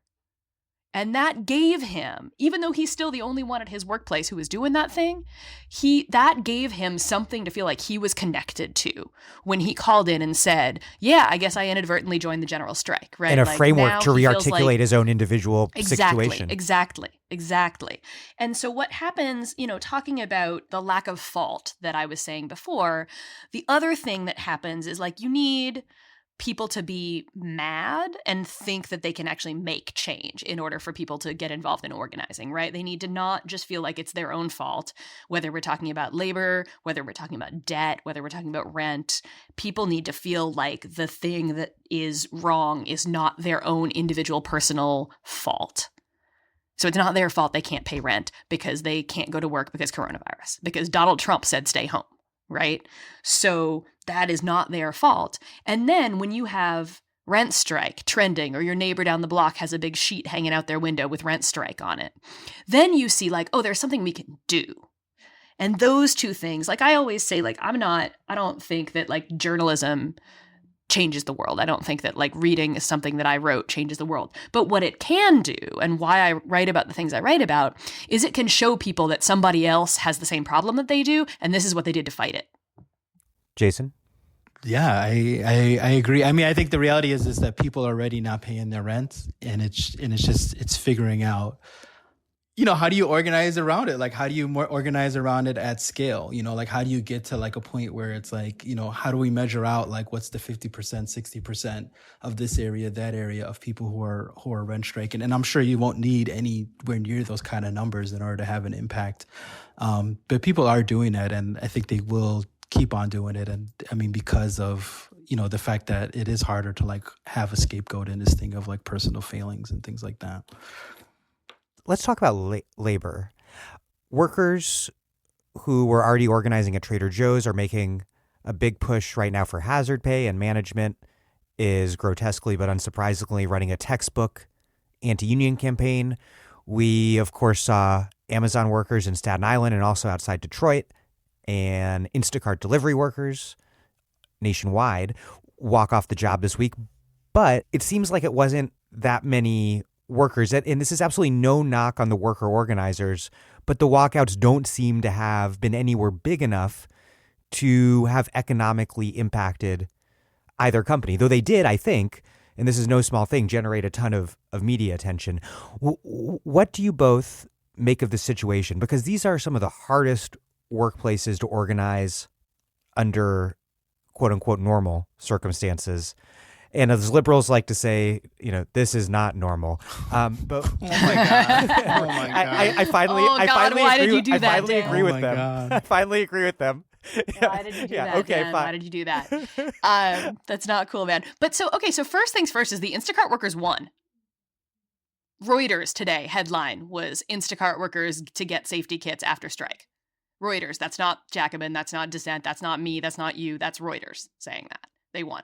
So, round of applause for the Instacart workers, because even if it wasn't that many of them, they got a lot of press.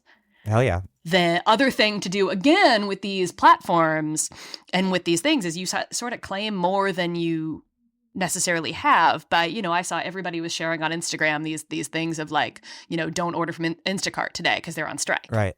So, these kinds of things that spread, again, I hate to use the word virally now because it just feels terrible, but they do. You can sort of punch above your weight class in that way. Right. And this goes back to the Fight for 15 and also our Walmart, which is now United for Respect. They only ever had a handful of workers striking at Walmart, and they scared Walmart so much. Walmart closed some stores, gave them a raise, gave them what was it? Different, changed their maternity situation, and now Walmart's given them sick pay during the crisis, right? So you can, because these massive companies are really vulnerable to bad PR, you can punch above your weight class. Again, why is Jay Carney on Twitter defending Amazon from Christian Smalls, right? From this one specific worker that they've decided to scapegoat, right? And why is Amazon boosting its hourly pay $2? Right. Exactly. These companies know that they look like assholes in this moment. And the reason that they hired all those Obama administration hacks is to make them look good and progressive and to make people not like us because we're, unrepentant communists, but other people who voted for Obama to feel good about Airbnb is great and, Uber is wonderful because David Plouffe works there and, blah, blah, blah. Amazon is lovely because it hires Jay Carney to massage its image. So, I think that that's really, really important. That said, we need more. Also, each one of these strikes generates, again, press that then generates more interest in going on strike, that reminds people that strikes can win. So, it is all, as we said at the beginning, not nearly enough, but it's a hell of a lot more than we used to have. And it's working. Right on. Jason? Yeah, I think it's working. And I think, at least to me, I think it's an opportunity that it can be a tip of the iceberg. We're actually fairly early in the crisis of Corona. And I think the longer this goes on under these conditions, I think we're going to see more. And I think we're going to have, and I think we'll be able to see workers having more time to actually, organize at a deeper scale, at a larger scale. Yeah. So that's, I think if anything, I'm a little bit surprised it happened as quick as it did. And, I think it's to Sarah's point is that you have huge amount of leverage as workers and as people who support essential workers in terms of getting the wins that we want in order for us to survive this crisis. Yeah. We've also seen unionized workers taking action, and I'm going to name a few examples here and please add to them. Detroit bus drivers went on strike and won the elimination of bus fares for the duration of the crisis. Yes. Talk about bargaining for the common good right there. Yeah. That was amazing. Sanitation workers, represented by the Raleigh City Workers Union, are demanding, I don't know where this struggle is at right now, but Mindy was writing about it in these times recently, demanding testing, protective equipment, hazard pay. NNU, the National Nurses Union, which amongst other nurses represents 10,000 nurses at 19 hospitals run by 100,000 nurses. Oh, out of yeah. So 10 of their 100,000 nurses are at these 19 hospitals owned by HCA Healthcare, and they're demanding protective equipment. And and as Jason just said, these are early days, but how do you two see unions and the workers they represent, workers who are already organized? How do you see them responding to the crisis?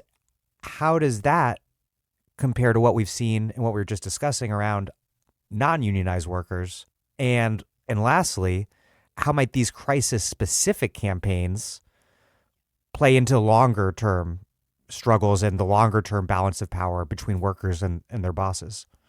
So I'm going to shout out a couple more in addition to that. The Flight Attendants Union, Sarah Nelson, everybody's favorite labor leader these days, and their power of, now they're having to fight for it because the Trump administration wants to immediately undermine the protections in what was passed, but they won really strong worker protections for the aviation industry in the bailout bill. So that's one thing. And then the other one that I'm really obsessed with right now, and I'm talking to some of the workers. So if any of y'all are listening, get at me. Is the workers at GE who are demanding to use idled or shuttered plants to build ventilators. And these are CWA Industrial Division represented. It's IUE, CWA, yep. And they have already had one action in Lynn, Massachusetts, and they may or may not have had more by the time you hear this podcast. But this is a really particularly close to my heart sort of demand, because it goes back to a history of when the labor movement used to argue that production workers should have a say over what they produced, not just the pay that they received for producing it. And so I wrote about this a little bit last year, in spring of 2019, when the Lordstown GM plant closed outside of Youngstown, Ohio, because the history of sort of demands around workers' control at that particular plant are really fascinating. The history of demands in Youngstown for the workers to be able to reopen things that were closed and make socially useful things in the UK. Around the shuttered steel mills. Mm-hmm, right, around the steel mills. The Democracy Collaborative, which is an organization that exists and does really great research, comes out of that movement in Youngstown. And then there is... But Jimmy Carter fucked them, just as a side note. But Jimmy Carter fucked them, yes. Never trust a Democrat? I don't know. In the UK, there was a thing called the Lucas Plan, which was Lucas Aerospace workers who demanded to be allowed to take over the plant and, again, build socially useful things. And this is really, really important when we talk about the other crisis that we're all going to, get killed by, which is climate change. So when we're talking about workers demanding to run plants that these companies are closing because they're no longer profitable or whatever their excuse is, because they want to ship them somewhere where they can exploit workers in even worse conditions, these workers are now making demands that are making life-sustaining things, right? So instead of making bombs and cars and other things that are killing us slowly or quickly, they want to make ventilators to literally help people breathe. And that demand could be transferred into making solar panels or making any number of other things that we will need for a proper green transition. And so seeing that demand right now, gives me all of the feelings, right? It's like an explosion of whatever, because right now what we need in the short term is a demand for everybody to be able to stay home. And that means the government needs to give us more money. Back to Bernie's, $2,000 a month per person until this is over, which is great. If anything, it's too small. But after that, we're going to need to get things going again, but also we're going to need to take climate change seriously. And one of the things that this moment has shown us is that we can change things real quick. We can change an entire economy like that. We can do it. No more excuses. The only reason we're not doing it is because people don't want to. Yeah, and I'm planning on doing another episode on how climate change and Green New Deal politics play into all this, but that's a really important point that we're not going to be able to get into in anywhere enough detail today. And I also wanted to mention that in terms of demands that people stay at home as a labor demand, an article from the Boston Globe I sent you both earlier today, that the building trades union statewide, all of the building trades unions, I believe in Massachusetts, the entire council is calling for the shutdown. Governor Baker, Massachusetts' Republican governor, because Massachusetts always fucking elects Republican governors, for him to shut down non-essential construction sites because you can't be socially distant on a construction site. And so that's another demand. Jason?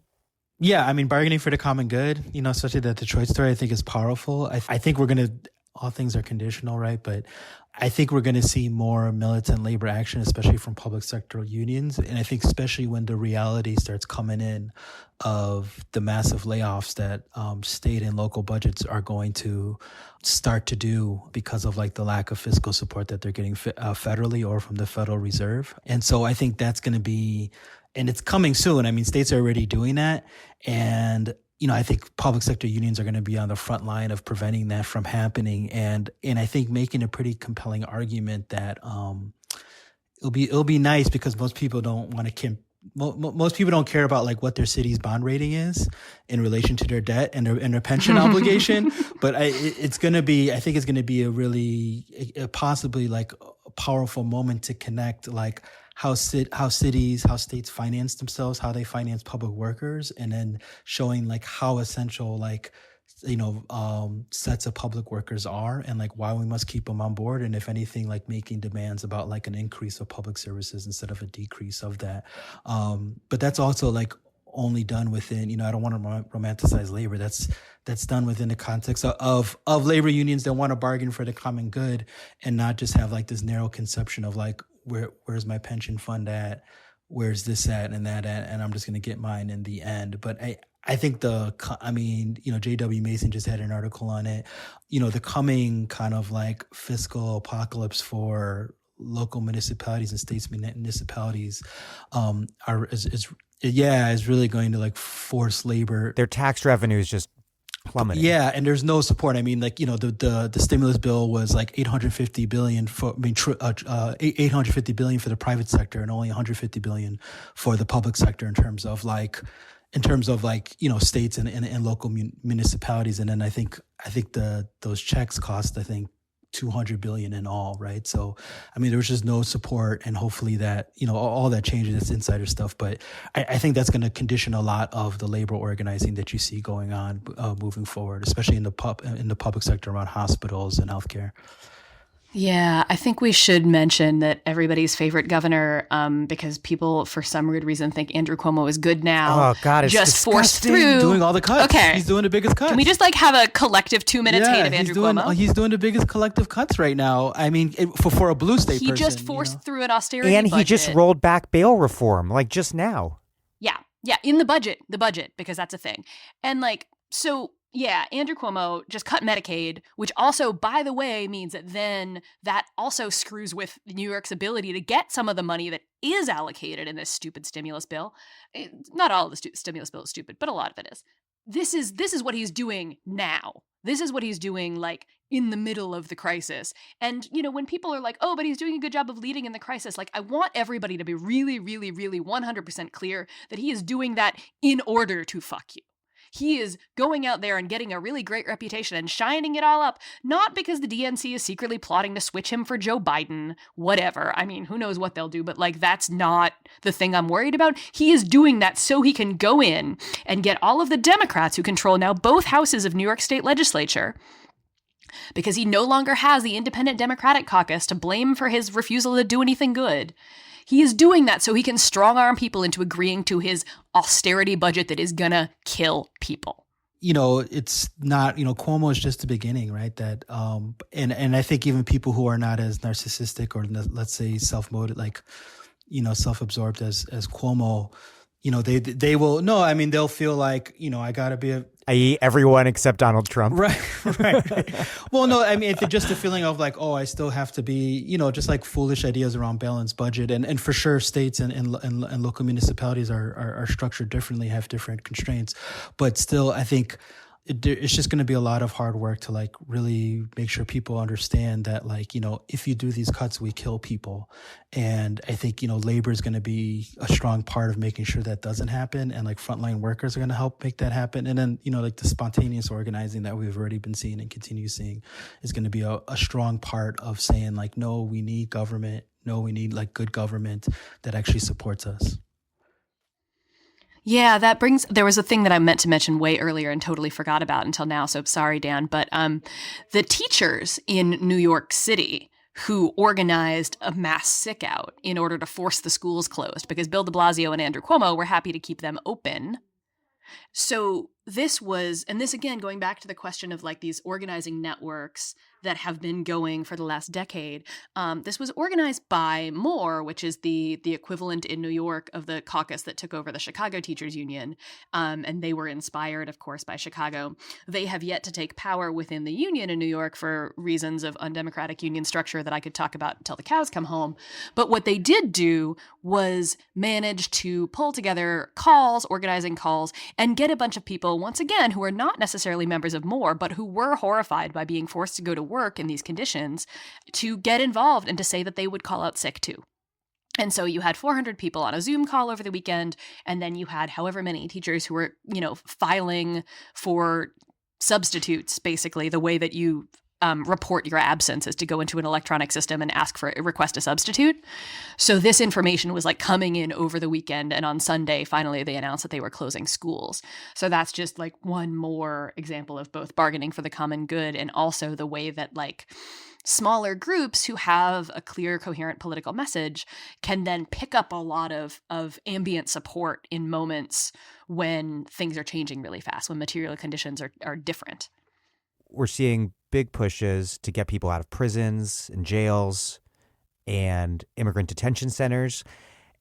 And there have been some, if nowhere near big enough, but still substantial successes in reducing jail populations. And this is something that we're seeing both in response to movements and also from some more progressive left elected leadership.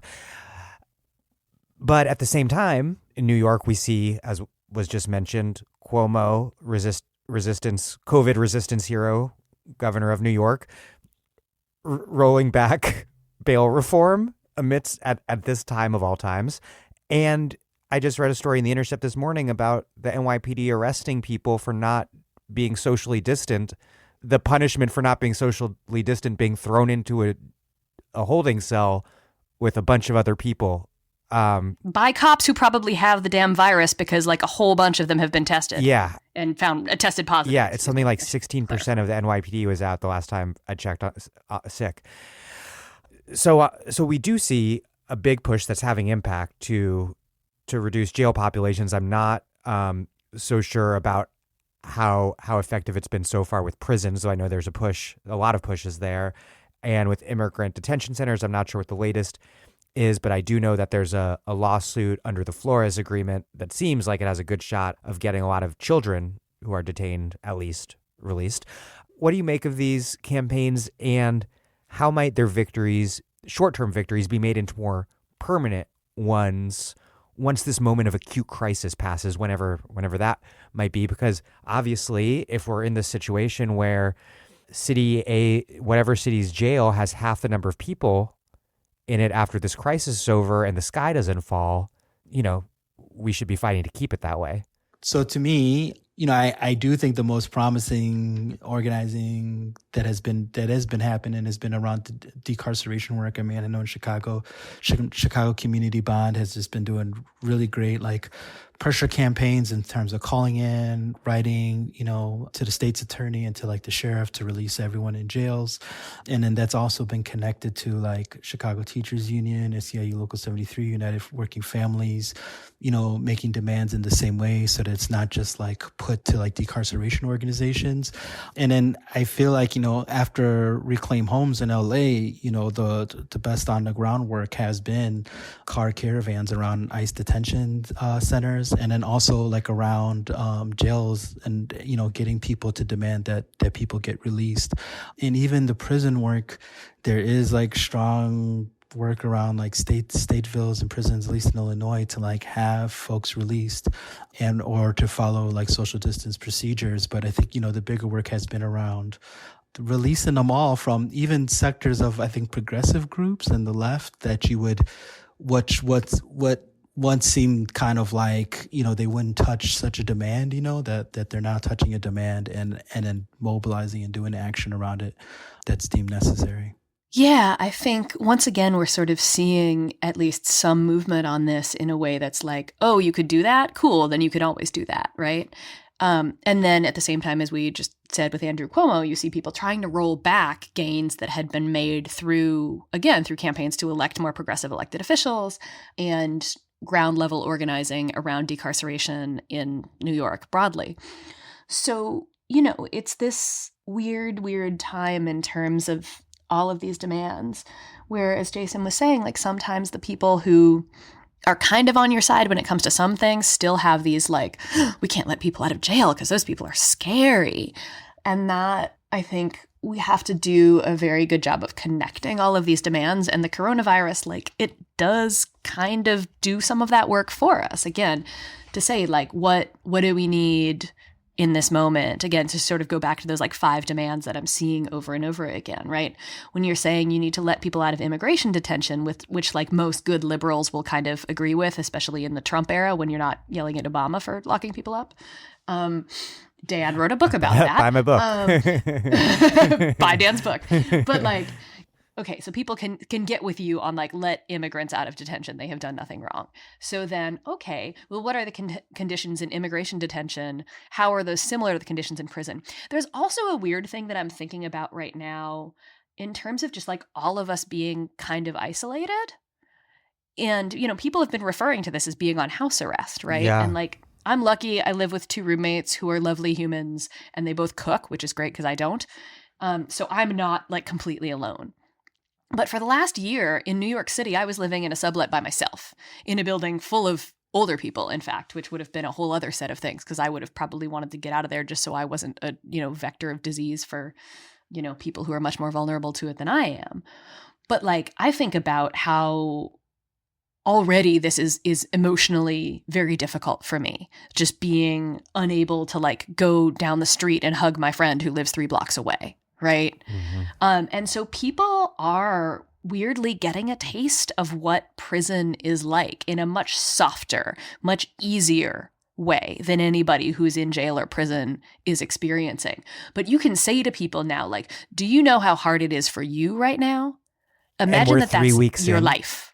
Right. We're 3 weeks in and you're still sleeping in your own bed and you still maybe have your husband or your roommate or your neighbor down the block to wave to at least, and you can go walk your dog. With a pantry, right. You can cook your own food. You can make a phone call whenever you want. You have Skype. Imagine being on lockdown without any of those things that are making your life bearable right now. Like, I think that is, again, like a really amazing opportunity to like invite people into empathy in this moment. And I think that that's what all good organizing and all good journalism both do. Yeah. And just, you know, just to like, you know, there's not enough organizing and we're not doing nearly enough to like stop the arresting of people, right? People are still being arrested. Police are still sticking their chest out being like, we need to arrest people and that you need law enforcement in order to like enforce shelter in orders. And there's even like arrests around, you know, people getting arrested for transmission of corona. So, I mean, I think it's just like there's work that we still need to do in terms of making sure like our elected officials know that, you know, we should not have like carceral responses to like any sort of shelter in orders.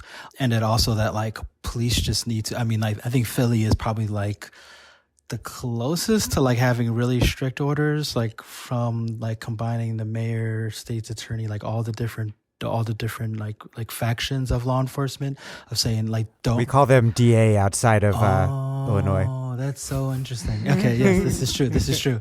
But like, you know, but we need to like be making sure that like that's really clear that like that kind of work is happening, or else there's just going to be more people fed into like jails at a time when it shouldn't happen, and also people, you know, elected officials and the right wing using this as an opportunity to jail more people and to say that we do need police and policing more than ever. Right. And I think there's also a really interesting point to be made in terms of like, who are the heroes of this crisis? They aren't cops. The cops are going to try to say that they are, but they're not, right? Like, I was driving through Philly today. But, you know, but like cops and firefighters were sort of the heroes of 9/11, right? That was like everybody lionized them after that. But right now, they are not doing anything useful. Firefighters are still fighting fires, which is very useful. And they're cross-trained as EMTs. Right, but what are the police doing? They're walking around the neighborhood, making sure you don't breathe on somebody. But we have like these billboards in the city that are saying like, thank you to essential employees. And they say like grocery store workers on them. And again, I think that's an amazing opportunity that like people are being invited to understand. I did an interview with somebody earlier today who was saying that like grocery store workers are being classified in some cases as first responders. What does that do to our imagination of these things? They're the actual thin blue line. They're the actual line between society and chaos. Yeah. And so how do we use this moment where our idea of who's a hero is rapidly changing to like the pharmacist who talks to you while you get your prescription rather than the cop. How do we keep that? How do we like expand that? How do we think about that? And how do we use it to say like, actually, you know, in this crisis, like what did the cops do? They arrested people for breathing on each other. What the hell? Well, on that very apropos note, Sarah Jaffe and Jasson Perez, thank you both very, very much. Thank you.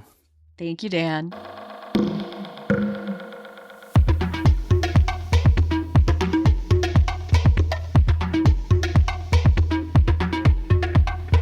Jasson Perez is a senior research analyst at ACRE, or the Action Center on Race and the Economy, who studies the connections between police violence, mass incarceration, and economic justice. Sarah Jaffe is a reporting fellow at the Type Media Center, the author of Necessary Trouble, Americans in Revolt, and the forthcoming book, Work Won't Love You Back. Thank you for listening to The Dig, a podcast from Jacobin Magazine. As Marx once said, after noting that people make history, but not under conditions of their own choosing, while other podcasts have only interpreted the world in various ways, our point is to change it. We are posting new episodes every week. The Dig was produced by Alex Lewis, music by Jeffrey Brodsky. Our communications coordinators are Julia Rock and Zachary Nin. Our senior advisor is Thea Riofrancos. Check out our vast archives at thedigradio.com. Follow us on Twitter at thedigradio. And please do find us wherever you get podcasts and subscribe to this podcast. If it's on iTunes or wherever it might be, please leave us a nice review. Those reviews ostensibly introduce us to new listeners. But what really and truly does that is you just telling people you know, or strangers, whatever, telling people about the show and why you like it. Please make propaganda for us. And do, last but not least, find us at patreon.com/thedig and make a monthly contribution to help keep this operation up and running strong.